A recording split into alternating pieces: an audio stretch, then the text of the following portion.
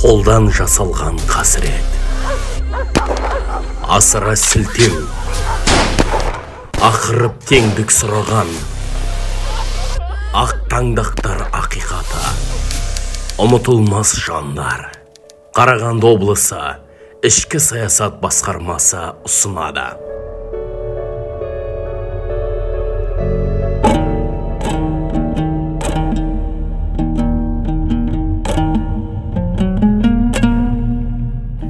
Ұмытылмас жан Нұрбек Омарұлы солақай саясаттың құрбаны болған кесек тұлға.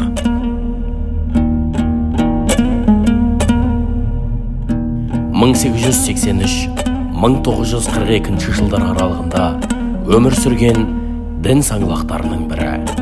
Заманында Абайдың сыншыл дінін ақылдың діні деп танып, бір кісідей зерттеу жасаған жан болса, ол Нұрбек Омарұлы еді. Ақтоғай өңірінде дін ғұламасы атанған Дүйсенбай Манайұлынан дәріс алып, сол кісінің ықпалымен әйгілі Көкілташ медресесін ғасырдың басында тәмамдаған. Көкілташ қазақ даласының небір дүлдүлдері мен әулие әмбиелеріне білім берген ғылым ошағы. Бұл медресеге келіп, кезінде көмекейі әулие аталып, билік айтқан Бұқар Жырау бабамыз білім алған. Мәшһүр Жүсіп Көпеев Көкілташта сыт-қамыт қылған адам не бай болып, не әулие болып, не молда болып шығады, құралақан шықпайды деген. Нұрбек Омарұлы 1890 жылдардың аяғында осы білім ошағында тәрбиеленіп, білім алып, елге оралады. Туған жерінде молдалықпен айналысып, мектеп ашып, шәкірт тәрбиелейді. Сонымен бірге өз заманындағы ақын жыраулардың шығармашылығымен жете танысып, шәкірттеріне насихаттайды. Дәптерлері жаңа Абайды жазып алған, өзіне көшіріп жазып алған Абайдікі деп. Абай Абрахим Құнанбайұлының өлеңдері деген бір кітаптері шықты, 70 беттік. Одан кейін Шортанбай Қанайұлының өлеңдері шықты. Семейге кетіп бара жатқан кезде жолда қатты ауырып, содан кейін елге қайтуға мұрсат алып, сөйтіп келіп, содан кейін өзінің сәлемін жолдаған бір өлеңдері бар, өлеңдер жол халыққа насихаттаған. Осы жерде нәржерде медресе ашқан, енді мынау келетін есігі, мынадан әрі. Міне көрдіңіздер ғой. Мына өз үйінің қасынан міне балаларға оқытуға арнап нәржерден міне медресе класс, енді медресе класс дейміз ғой қазірде, соны ашқан. Енді осы жерде көп ауылдың орындары бар, енді анау төбенің алдында да жатыр орын. Енді осы жерде жаңағы осы кісі оқытқан. Енді Нұрбектің Қарашоқысы деп айтады, енді сонда аталас туыстарының үйлері бар осы жерде. Енді оны ана жерде де тұр, мынадан есіктен кіреді, мынау есіктен кірген, міне. Содан енді мынау астыңғы тағаны ғой, енді қазірше фундаменті дейміз. Енді мынаны үлкен болған, оны кейін ана үстіндегі құрылысты басқа жағдайда қолданған енді. Кеңес одағының солақай саясаты көз ашық.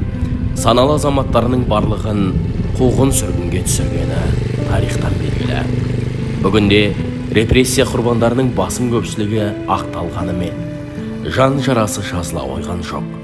Өкініші де кетпейді.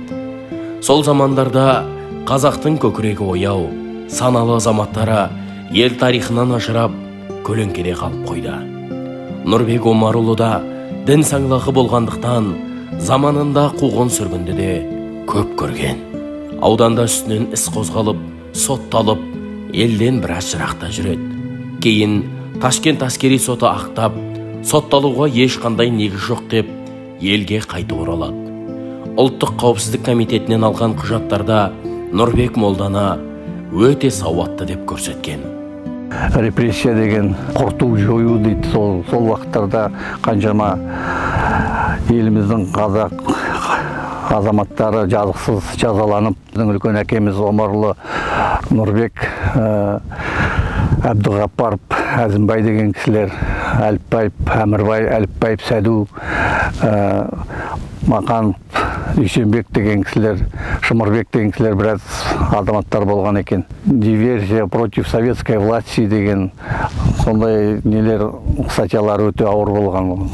Өзінің кітаптарын ауданымыздың сенімді тақуал адамдарына тапсырып, соны жаңағы білімді адамдар аударып тексеріп келіп жатса, көп не жазылған екен, қалай деп кәдімгі тілде айтады ғой, әгі методический план, поурочный план деп. Сонда действительно балаларды оқытып, балаларға тәрбие бергенде себебі неге дәлелмен жазылған Абай Құнанбаевтың, Бұқар жыраудың, жаңағы кімдердің көп, Шортанбай жыраудың көп деген материалдары, солар бәрі шығып жатыр жарыққа. Бүгінде қайта туу мезгілі келді. Тереңде жатқан рухани тамырларды таппай, ол мүмкін емес. Өткен тарихты іздену, оны құрметтеу, ой тербелісіне алу, сыннан өткізу, өркениетті халықтар қатарына абыроймен кіру үшін, жаһандану заманында лайықты орын алу үшін қажет. Сарытерек округінің оңтүстік шығысын бетке алған Қарашоқының баурайында мектеп ашып, бала оқытып, шәкірт тәрбиелеген. Мектептің маңайында мешіт болған екен. Сарытерек ауылының тұрғындары ол жерде Нұрбек шоқысы, Нұрбек қорасы деп атап кеткен. Қораның орны бүгінде сақталған. Келешекте қасиетті орындардың бірі болады деп үміттенеміз. Нұрбек Омарұлының мол мұрасы Ақтоғайдағы Әбдірахман ұлы Мәжит Ақсақалдың шаңырағынан табылды. Әбдірахман Ақсақалда бәйбішесінде тақуа адамдар болған. Шариғаттан хабары бар, аманатқа берік жандар болған. Сол себептен 2-3 кітапты сол шаңыраққа қалдыруы мүмкін. Екі әулеттің достығы әріден болған. Молданың әкесі Омар мен Әбдірахманның әкесі Сертке берік достар еді. 20-шы ғасырдың басында орталық Қазақстаннан 200-дей қазақтың жігіттері Қарнақ медресесіне барып білім алған екен. Қарнақ медресесі сол замандардағы Орта Азиядағы ең мықты университет сияқты сондай білімді орталықтардың бірі болған. Яғни бұл жерде тек қана діни білім ғана емес, сонымен бірге жалпы адамзатқа тиесілі білімдердің барлығы берген екен. Қуғын сүргіннің құрбаны болған бұл кісі қашып жүріп, 2 баласы болған, 2 баласының тұңғышы Алматыда туады. Алматыда өмірге келеді. Екінші баласы осы Ақтоғай өңірінде өмірге келді, бірақ сол баласы қырқынан шықпай жатып, ол кісі бақилық болып кетті. Яғни жаңағы қуғын сүргіннің құрбаны болды. Нұрбек Омарұлының мол мұрасын тауып алып, ұрпақтарын іздеп жеткізген Қасенов Айдаржан. Ол Ақтоғай өңіріндегі дін саңлақтарының тарихын зерттеп, еңбектерін жарыққа шығарып жүр. Нұрбек Омарұлының алғашқы кітаптарын мен Ақтоғай ауданы Шабанбай би ауылынан бір үйге барған кезде бір дорбада ілініп тұрған бір кітаптар бар екен. Енді қызығушылығым басым. Сол жағынан кішкене өзім зерттеп жүргеннен кейін соны көруге рұқсат сұрап едім. Содан ол кісілер айтты, көруге рұқсат, бұны оқитын адам жоқ. Өзіңе тұтып, өзіңе аласың ба? Оқысаң оқы деп берген еді. Сол кезде қопарып ашып отырсам, соның ішінде Нұрбек Омарұлының Шағатайша жазылған фиқ кітабы шықты. Енді фиқ кітабы деген бұл шариғатта күнделікті намаздың, күнделікті оразаның, күнделікті өзіңнің өміріңе ұстанып жүрген шариғат жолындағы ұстанымдарды сол жиынтығы, яғни заңдылығы, заңы дейді. Содан ақида деген бар, мысалы. Ақида бұл да діни атау, сенім ақидасы дейді. Біздің жүріп өткен жаңағы қай жолда жүрміз, не мазхабта жүрміз ба, басқа жолда жүрміз ба, соны анықтайтын ақида. Сонда ол кісіні қарап отырсақ, біздің Әбу Ханифа мазхабын ұстап, Матуридиді ұстанған екен. Сонысын оқыдық. Нұрбек молданың әңгіме аңыздары халықтың аузында кеңінен сақталған. Жергілікті аудан тұрғындары молданың қадір қасиетін жыр қылып айтады.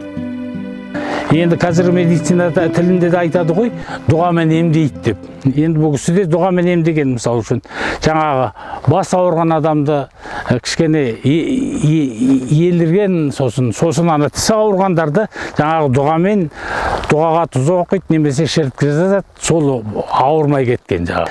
Иіріліп қалған қара сулар болады, немесе тасыған кезде қатты тасиды. Сонда жаңағы кісі дұғамен оқығанда жаңағы тоқырауын 2-ге айырылып кетеді екен дейді, содан өтеді екен дейді.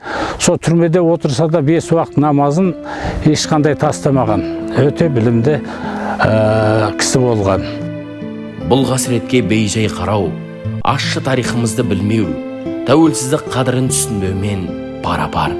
Ендеше ұрпақ санасына өткен дәуір тарихын жаңғырту, халық зиялыларын жадымыздан бір сәтте шығармау баршамыздың ұлт алдындағы азаматтық парызымыз.